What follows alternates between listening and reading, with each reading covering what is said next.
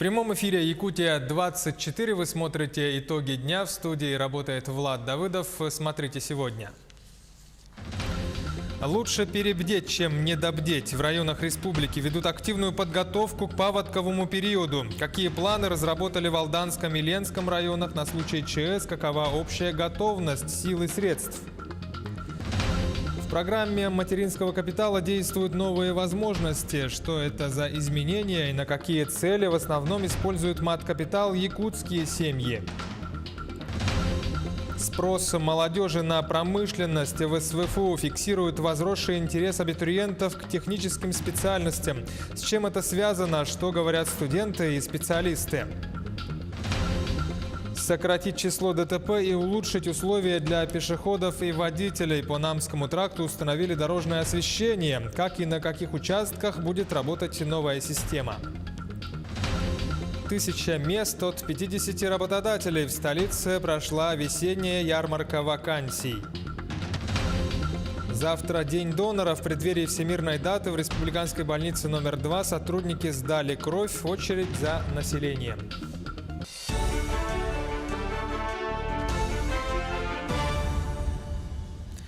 В социальные сети попало видео непогоды в Южной Якутии. Очевидцы делятся кадрами, больше напоминающими прошедшую зиму, чем наступившую весну. На видео показаны Алдан, Мирный и Вилюйск. Обильные осадки выпали и в Нерюнгри. Напомню, что сегодня в Мирнинском районе даже объявили штормовое предупреждение. Сообщается, что к вечеру ветер нормализовался. Тем не менее, жителям необходимо быть максимально внимательными и соблюдать осторожность во дворах и на дорогах. Из-за плохой погоды в ряде районов ГАИ рекомендуют населению воздержаться от дальних поездок. Инспекторы просят не выезжать в одиночку, особенно если маршрут проходит по малонаселенным местам. Кроме того, ГИБДД напоминает о необходимости соблюдения скоростного режима, особенно в вечернее время при плохой видимости на трассах. Ну а сход снега с крыш в городах и селах Южной Якутии стал причиной более 20 аварий на линиях электропередач. Такие случаи произошли в поселке Ленинский и в городе Алдане, сообщает компания «Южно-Якутские электрические сети». Как известно, несвоевременная уборка снега приводит не только к перебоям электроснабжения, но и создает опасность поражения электрическим током. Компания неоднократно направляла письма главам муниципалитетов и в управляющие компании о необходимости уборки снега с кровель зданий и сооружений. Но сейчас в компании приняли решение направить жалобу в прокуратуру района по этому вопросу. Вскрытие рек прогнозируют раньше многолетних сроков. Так, на территории Иркутской области вскрытие ожидают раньше на 2–4 суток. Предполагается, что в пределах Ленского и Алекминского районов ледоход пройдет с 4 по 12 мая, ну а в районе Якутска с 14 по 16 мая. Также примерно на 5 суток раньше нормы ожидают вскрытие рек Алдан и Амга. Ну а реки Вилюй предполагают в течение второй декады мая. А вот на реке Индигирка у поселка Чакурдах и на притоках реки Яна ледоход наступит в сроки, близкие к ежегодным нормам. К приближению сезона крупная логистическая компания Якутии готова к началу навигации. Сообщается, что к 25 апреля будут сданы в эксплуатацию все причалы и подписаны акты готовности на суда группы компаний «Старвей». Цитата. «В навигацию этого года мы входим с обновленными мощностями и расширенной инфраструктурой. Наличие 2 крупных пунктов выгрузки в Усть-Куте и в Якутске, ЖД-терминала в Нижнем Бестяхе, мощного собственного парка речного и автомобильного транспорта позволяют нам предложить не только оптимальный маршрут, но и возможность использования альтернативных схем перевозки в случае критического уровня воды», заявил руководитель бизнес-направления логистика компании Аркадий Лавров. Добавлю, что по прогнозам метеорологов ледоход на Верхней Лени ожидается 1 мая. В районах республики к паводковому периоду ведут активную подготовку. Например, в Алданском районе заявили, что на случай возникновения ЧС разработан план, в основе которого слаженность действий всех структур. Определены эвакопункты и места для отгона скота, а труднодоступные поселки обеспечены запасами топлива, продовольствием и медикаментами. Все подробности у Татьяны Вахниной из Алдана. Оперативно дежурный ЕДДС Кошелева Марина Геннадьевна, слушаю вас. Все жизнеобеспечивающие структуры готовятся к пропуску паводковых вод. На случай возникновения чрезвычайных ситуаций разработан детальный план действий. В этом году прогнозируется ранняя весна и ожидается, что вскрытие рек начнется на несколько суток ранее, чем обычно. В подготовке задействованы все силы и средства РСЧС, командное управляющее звено и силы и средства, то есть порядка 300 человек от системы РСЧС по территории района. Опасения вызывает и снеготаяние. Выпавшее за зиму количество осадков превысило норму почти в 2 раза. Повышенное внимание будет уделено Белецкому и Венкийскому национальному наследию, селу Кутана, поселкам Чегда и Верхняя Амга, а также части города Томот. На реках вблизи перечисленных населенных пунктов возможны заторы. Продукты питания в данные населенные пункты завезены, медикаменты завезены еще в феврале месяце, когда был у нас зимник. На данный момент уже ледовая переправа у нас закрыта, и обеспечение тоже закрыто. Вот. Но там все подготовлено. ГСМ завезен. В паводковый период немало внимания будет уделено малым рекам, а также хвостохранилищу в поселке Лебединый. Объект повышенной опасности является собой угрозу экологической катастрофы. У нас в основном осложнения идут по Лебединскому ЗИФ, там, где не определен ответственный руководитель, который должен, значит, там проводить мероприятия по локализации, ликвидации последствий. Согласно прогнозам, степени угроз паводка 2018-го не превышают среднестатистические ежегодные опасности. Между тем, лучше предусмотреть сложное развитие событий, чем оказаться не готовым к чрезвычайной ситуации. Татьяна Вахнина, Сергей Шипачев, Алданский район. К безопасному пропуску паводковых вод готовится и в Ленском районе. Все промышленные предприятия корректируют планы эвакуации рабочего персонала и техники на случай ЧС. Особое внимание этому уделяют на Ленской нефтебазе, рассказывает Сергей Евсюков. Наводнение 99-го и 2001 годов научило ленчан быть бдительными и серьезно относиться к выполнению превентивных мероприятий, тем более на предприятиях, имеющие особый статус. Ленская нефтебаза – режимный объект. В ее подземных хранилищах, вертикальных и горизонтальных резервуарах хранится около 300 тысяч тонн различных нефтепродуктов. Розлив любого из них неминуемо приведет к страшной экологической катастрофе. Поэтому вопросам подготовки к паводку на предприятии уделяют огромное внимание. Первой преградой на пути водяного потока встает, конечно, дамба. Высота около 17 метров. В последнее время она была надежной защитой предприятия и всего города. По дамбе у нас произведено освобождение от нефтепродуктов технологических трубопроводов, установлены заглушки. На случай чрезвычайной ситуации, когда уровень воды достигает критической отметки и поднимается выше дамбы, на предприятии еще задолго до паводка проводятся специальные превентивные мероприятия. У нас запланированы работы по удалению мертвых технологических остатков нефтепродуктов. Проводится зачистка резервуаров.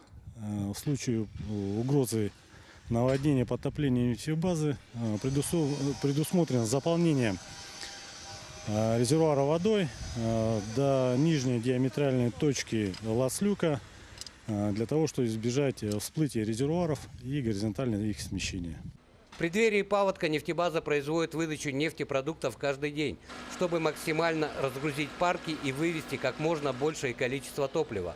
Под стояки 40-тонные «Вольво» идут одна за одной.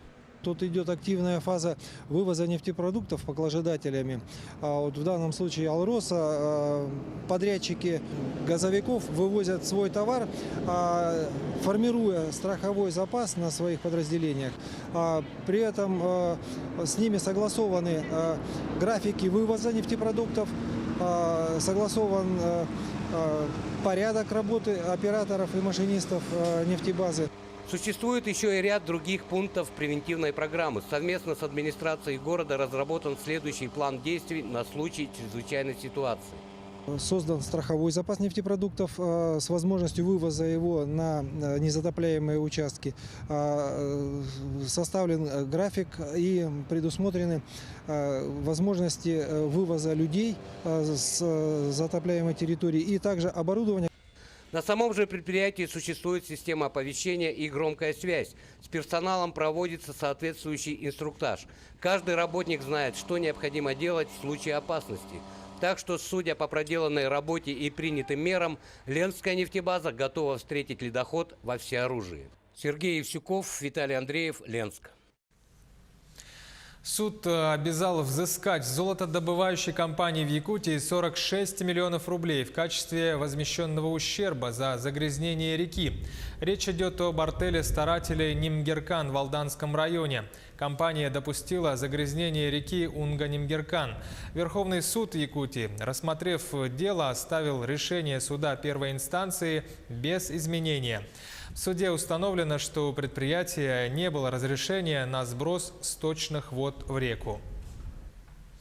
Снижение бедности населения – одна из главных задач правительства региона. Власти и крупные компании будут сотрудничать в этом направлении. Так, в текущем году планируют заключить не менее 20 соглашений с промышленными компаниями на период до 2022 года. Основные направления сотрудничества – это профессиональное обучение незанятых граждан на краткосрочных курсах, обучение студентов по основным профессиональным программам, организация стажировок для молодых специалистов на предприятиях и стимулирование трудовой мобильности населения из сельской местности в районы промышленного освоения и многое другое.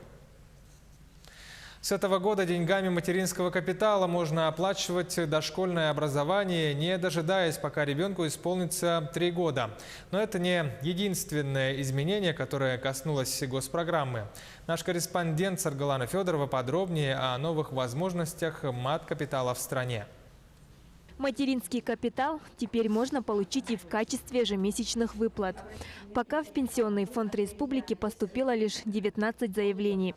450 тысяч рублей лучше направить на крупную покупку, считает молодая семья Андросовых. Лучше использовать его как для покупки жилья, это очень удобно. Потому что ежемесячно это будет маленькая сумма, и она раздробится. Для молодых семей это очень хорошая возможность для покупки жилья, потому что не каждый сможет собрать на первоначальный капитал деньги. Второй малыш у них родился прошлой осенью. Заявку на получение материнского капитала подали без особых проблем. Помогли новые технологии. Мы подали через госуслуги заявку на получение материнского капитала. Стало очень удобно, потому что мы не ходили, не занимали большие очередя. Нас уже вызвали в определенное время, и мы просто предоставили оригиналы документов. Материнский капитал якутяне в основном используют для улучшения жилищных условий. За 10 лет действия программы в ней приняли участие 78 тысяч семей. В общей сложности свое благосостояние улучшили 46 тысяч участников программы. С помощью маткапитала семьи могут оплатить высшее образование ребенка, а также его проживание в общежитии. Финансовую поддержку на дошкольное образование теперь получают сразу после рождения малыша. Снято ограничение на оплату детского сада. Раньше мы направляли средства материнского капитала на оплату детского сада по исполнении 3 лет, а теперь с 2018 года мы направляем независимо от возраста ребенка. На сегодняшний день обратились на оплату детского сада 29 граждан. С 1 января в Якутии сертификат на материнский капитал получили 1206 человек.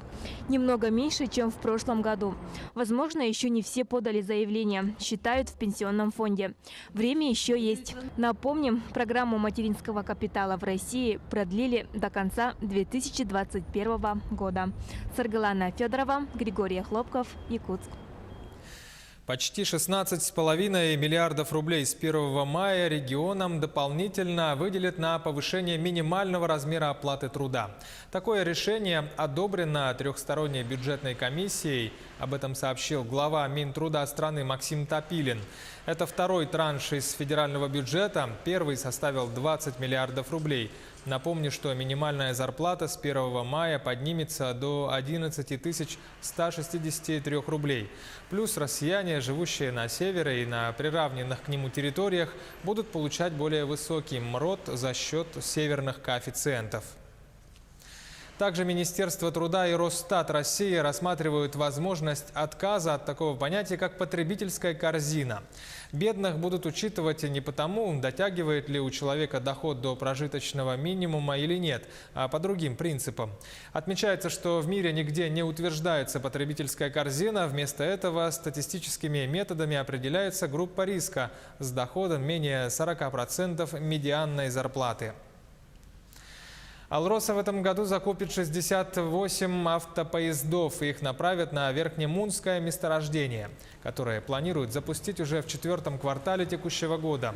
Как показывает опыт, использование автопоездов вместо карьерных самосвалов существенно снижает себестоимость перевозки руды. Ежегодная экономия топлива составляет от 1,5 до 2000 тонн. Также автопоезда позволят снизить расходы компании за 10 лет более чем на 3,5 миллиарда рублей. По мнению специалистов, данная техника после серии доработок оптимально подходит для климатических условий Приполярья. Промышленные профессии тем временем становятся востребованными среди выпускников школ республики. Это отмечают в Северо-Восточном федеральном университете. По данным, в прошлом году в СВФУ начали обучение 2500 студентов и почти четверть из них по программам технических специальностей. С чем это связано и почему абитуриенты идут в промышленность? Наш корреспондент Дмитрий Тымыров поговорил об этом со студентами и специалистами. Иван – будущий инженер. Сегодня студент 1-го курса технического института. С профессией определился еще в школе. В 9 классе я хотел стать врачом. Потом в 10 классе я решил, что стану электроэнергетиком. Но в итоге я выбрал все-таки инженера. Потому что сейчас город на стадии развития и сейчас возвращаются новые здания и тому подобное. То есть это достаточно актуальная профессия, я считаю. Профессию промышленника в прошлом году выбрали 718 абитуриентов. Всего же на 1-й курс Северо-Восточного федерального университета по различным направлениям зачислили 2500 ребят. В целом, по динамике, если смотреть, то спрос на технические направления у абитуриентов возрастает. Это особенно видно в горном институте, инженерно-технический институт. Там особенно высокий конкурс бывает. Ну и в целом растет качество абитуриентов, повышается средний балл поступающих. В этом году дипломы получат 3411 человек. Вопросы с трудоустройством решены. Не остаться без работы выпускникам помогает Центр карьеры, который открылся 9 лет назад. В этом году выпуск технического направления составляет 1117 человек. Из них имеют предварительные договора о трудоустройстве около 800 человек. Часть ребят планирует продолжить обучение, и также имеются ребята, которые пойдут, конечно, служить в вооруженных силах. Быть конкурентоспособными на рынке труда помогают зарубежные стажировки. В университете десятки образовательных программ. По нашей специальности идет определенная программа, то есть мы летаем в Германию на стажировку. И я бы хотел улететь в Германию, то есть там 2 года магистратуры обучиться, и потом уже по мере пребывания там, возможно, там пару лет еще прожить, но в любом случае вернуться в Якутск. Промышленные профессии переигрывают гуманитарные специальности по всем фронтам. Теперь технические факультеты интересны не только парням, но и девушкам. У нас в группе 5 девушек. И именно вот начиная с нашей группы начали брать девушек именно в нефтегазовое дело. До этого были только парни. У целеустремленных выпускников есть возможность обучаться в головном вузе Якутии бесплатно. В этом году откроет 700 бюджетных мест на технические специальности. Это 40% от общего числа. Напомним, приемная кампания стартует с 20 июня. Дмитрий Тымыров, Николай Необутов, Якутск. В Нерюнгринском районе появится 180 новых рабочих мест. Трудоустройство станет возможным благодаря добыче каменного угля на горнообогатительном комбинате «Денисовский», который базируется на территории опережающего развития Южная Якутия. Всего в производстве планируется задействовать свыше 30 единиц спецтехники, большая часть которой уже закуплена. Это экскаваторы, самосвалы, бульдозеры, буровые станки и другая техника. Ожидаемый объем добычи топлива оценивают в 900 тысяч тонн в год. Отмечу, что всего по Дальнему Востоку откроют 52 новые предприятия, которые будут работать в сферах добычи полезных ископаемых, промышленного производства, строительства, а также сельского хозяйства. Сейчас короткая реклама, буквально 1 минута. Оставайтесь с нами, смотрите во второй половине итогов дня.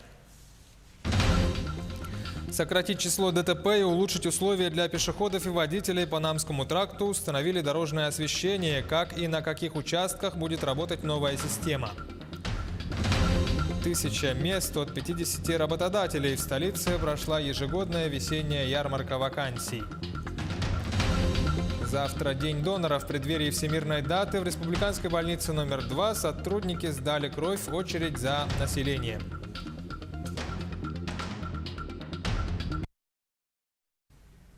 Это Якутия-24 в прямом эфире. Мы продолжаем выпуск «Итоги дня».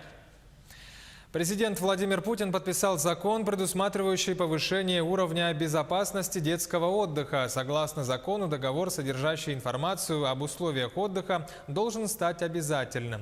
Кроме того, документ предусматривает утверждение в регионах списка рекомендуемых туристских маршрутов для детей. Эти списки планируют размещать на сайте региональных органов исполнительной власти. Изменились правила признания гражданина инвалидом. Постановление правительства России на днях вступило в силу. О чем идет речь? По порядку и подробнее Роман Савинов из Нюрбы. В 2018 году изменился порядок установления инвалидности. Раньше группу определяли в зависимости от степени ограничения жизнедеятельности. Она подразумевала несколько субъективную оценку, поскольку во внимание брались способности человека к общению, обучению. Сейчас же группу присваивают в зависимости от того, насколько выражены стойкие расстройства функций организма. И этот метод более объективен, ведь подтвердить все можно с помощью медицинского обследования. В нормативно-правовой базе по медико-социальной экспертизе в последнее время у нас много изменений. Например, 19 марта текущего года вступил в силу приказ Минтруда России номер 888-Н от 28 декабря 2017 года о определении показаний и противопоказаний по обеспечению техническими средствами реабилитации. В эти дни на базе бюро номер 15 работает экспертный состав номер 3 Главного бюро медико-социальной экспертизы республики для оказания практической помощи своим коллегам, а также проведения комплексной проверки деятельности бюро номер 15. Мы проводим свою деятельность в плане оказания практической помощи нашим коллегам, а также проверка их деятельности бюро МСЭ, в том числе и проведение повторной медико-социальной экспертизы в порядке контроля решений бюро. В Нюрбинском бюро ежегодно проходят медико-социальную экспертизу около 1000 граждан. А с 1 апреля 2018 года бюро номер 15 проводит экспертизу населению из Сунтарского улуса. Освидетельствование проводится во время выезда в село Сунтар, на основной базе в городе Нюрба, а также в заочной форме. В основном на сроки освидетельствования, и эти сроки очень регламентированы. Все это внесено в приказе, и изменения есть по срокам, есть в основном для детей.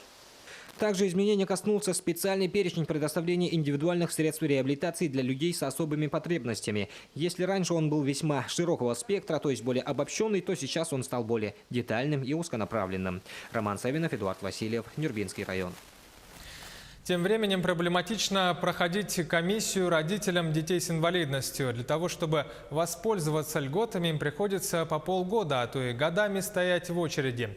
Эту проблему сегодня обсудили на правительственном часе Комитета парламента республики по здравоохранению. Озвучили, что за последние 3 года в регионе на 6% снизилось количество детей с инвалидностью, но при этом на 11% возросло число детей, которые впервые встали на учет по состоянию здоровья. С 14 апреля 2018 года вступил в силу перечень заболеваний, при котором инвалидность может быть установлена заочно гражданам, имеющим заболевания, дефекты, необратимые морфологические изменения, нарушения функций органов и систем организма. При решении бюро о заочном освидетельствовании гражданина учитываются следующие условия.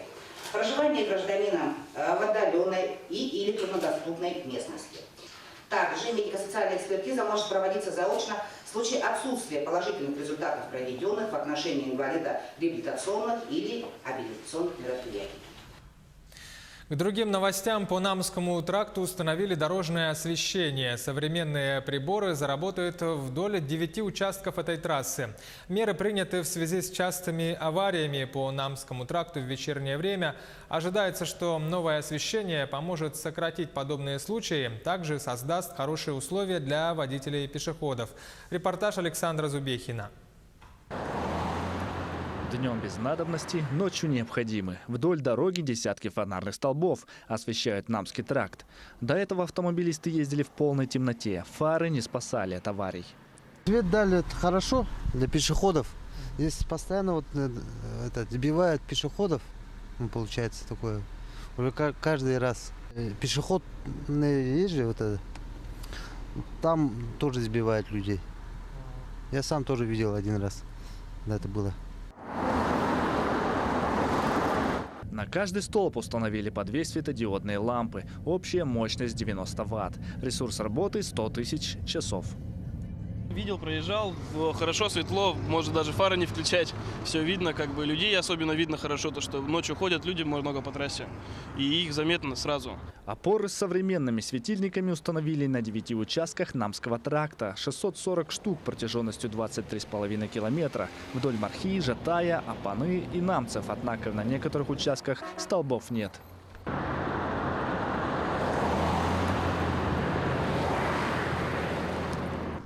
Там даже столбов вроде не стоит. Там вообще тупо куска нету, потом уже Житая, получается, нам с заправки возле Житая. И до самого Житая протянули, но еще пока свет не давали тоже. Еще бы все протянули, везде бы свет был, было бы вообще хорошо. Светит лишь Мархия. Там проходят испытания приборов. Проверку завершат 20 апреля. Если все пройдет успешно, то к маю столбы запустят на каждом участке. У нас на сегодня ведутся работы по техприсоединению с ПАО «Якутэнерго». Как раз мы ведем работу. И вчера буквально подключили Марху, да, и сейчас идут работы по подписанию договоров по электроснабжению. Эффект от установки ждут не только чиновники, но и автомобилисты с пешеходами. Фонарные столбы должны сократить число ДТП. На Намском тракте часто сбивали людей. Одна из причин – темнота. В этом году установят еще 63 опоры, но уже на другом опасном участке – Маганском тракте. Александр Зубехин, Григорий Охлопков, Якутск. Больные сахарным диабетом и онкологией в Ленске могут столкнуться с проблемами получения лекарств. После смены руководства поставщик муниципальной аптеки номер 10 в городе стал требовать предоплату за жизненно необходимые лекарства. Оказалось, чтобы обеспечить жителей, предприятию нужно брать кредит. Долг этой аптеки составил 4 миллиона рублей. Администрация Ленского района обещала вмешаться в эту ситуацию. Жители микрорайона Доярушка также в Ленске жалуются на изменение цвета питьевой воды. Сообщили, что холодная вода там имеет не только неприятный оттенок, но и запах. Вот как это объясняют чиновники. Питьевая вода, она не меняет цветность. Почему? Потому что она у нас со скважины. Цветность воды, она напрямую зависит от того, какая ситуация развивается с паводком. Как только начинается паводок, у нас происходит изменение воды, потому как вся технологическая вода, она забирается из реки Лена. В рамках подготовки к республиканскому цеху Аланхо возникла необходимость в ремонте общежития Алданского техникума. Причем решено организовать работы, не используя бюджетные деньги, а заключив договор с Якутским коммунально-строительным техникумом.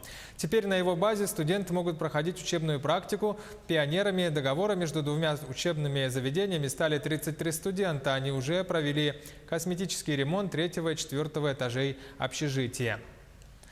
Завтра День доноров. В преддверии всемирной даты в республиканской больнице номер 2 прошла акция по сбору крови среди неравнодушных сотрудников и персонала медучреждения. Кристина Якупова подробнее.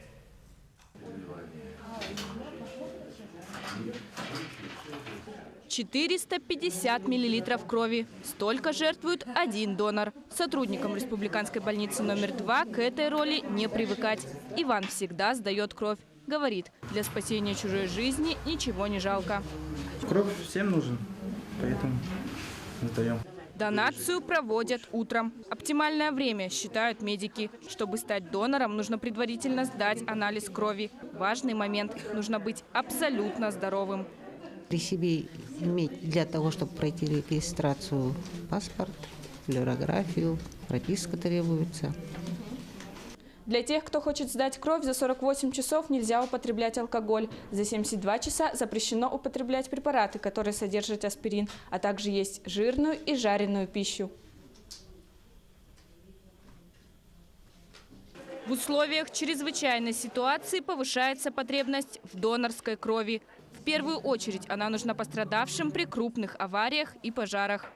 У нас порой доходит, что мы за сутки, в зависимости от количества пострадавших пациентов, которые поступают к нам, до 20 и более литров компонентов крови истребуем для этого. Вот для этой цели у нас и проводятся активные вот такие вот донорские дни с целью восполнения запаса крови. Благодаря участникам сегодняшней акции собрано 20 литров крови. В будущем она обязательно спасет чью-то жизнь. Кристина Якупова, Георгий Григорьев, Якутск. Якутск полностью расцветет уже через пару месяцев. В столице планируют высадить 1,5 миллиона цветов. Также деревья, кустарники и газон. Все это в рамках программы «Цветущий Якутск». Варианты озеленения улиц и скверов сегодня в мэрии города обсудили представители округов столицы, службы эксплуатации городского хозяйства и сотрудники ботанического сада. На все эти цели вместе с дальнейшим содержанием зеленых зон в этом году выделено 20 миллионов рублей. В столице прошла весенняя ярмарка вакансий. 50 работодателей представили более 1000 вакансий для желающих найти работу. Репортаж Агафьи Гоголевой. Сотни квадратных метров, десятки работодателей, сотни соискателей. Здесь можно получить консультацию, поговорить с представителями компаний, записаться на собеседование. Андрей заканчивает обучение по специальности водитель-погрузчика. Молодой человек хочет устроиться в крупную промышленную компанию. Сейчас вот учусь там в профресурсе по специальности водитель-погрузчика. Через месяц должны заканчивать. Резюме дал по предприятиям Якутуголь, Колмар. Еще в Алматы на Бару хочу. Хорошо, что проводится такая ярмарка. Надеюсь, найду работу. Вакансии открыты в Колмаре, Золото-Селигдара, Саха-Транснефтегазе. В кадрах нуждается и строительная компания «Адгезия». Она возвела перинатальный центр и детский реабилитационный центр для детей с инвалидностью. Сегодня «Адгезия» реализует 2 крупных проекта. Малая академия наук в село Чапаево Хангаласского района и детский сад на 240 мест в Чурапчинском улусе. Именно сюда отобранные кандидаты поедут работать. И сейчас, в настоящее время, нам нужны рабочие кадры. Самой отличительной чертой найма работников этих категорий будет то, что мы будем их обучать. Они будут через нашу фирму получать корочки, свидетельства. Нам нужны такие профессии, как каменщики, арматурщики, плотники, бетонщики, и далее сварщики и другие профессии. Организованный конкурс лучшей профессии. Участвуют Жатайский техникум, Якутский торгово-экономический техникум и Якутский технологический техникум сервиса. Победителя ждет гарантированное трудоустройство от молодежной биржи труда «Импульс». Сегодня я пришла на конкурс, узнала про конкурс по заявке Центра занятости. И сегодня я представляю свои блюда. Это фингерфуд, известная европейская закуска, которая подается на банкетах, на больших, где много людей, на один укус. Тут очень много мелких элементов. И, например, тесто надо сделать для чипсов. У нас тут подается с багетом и с чипсами. Есть рыбная, мясная и овощная. Я надеюсь на победу. Хочу, чтобы сегодня мне предложили место в каком-то хорошем ресторане. В итоге Ксения победила. После учебы организаторы конкурса трудоустроят девушку и предоставят возможность набраться опыта в столичном кулинарном заведении этим летом. Добавим, что ярмарку вакансий посетили 2000 якутян. Агафья Гоголева, Семен Семенов, Якутск. Таковы итоги дня. Оставайтесь на нашем канале и будьте в курсе всех событий. До встречи.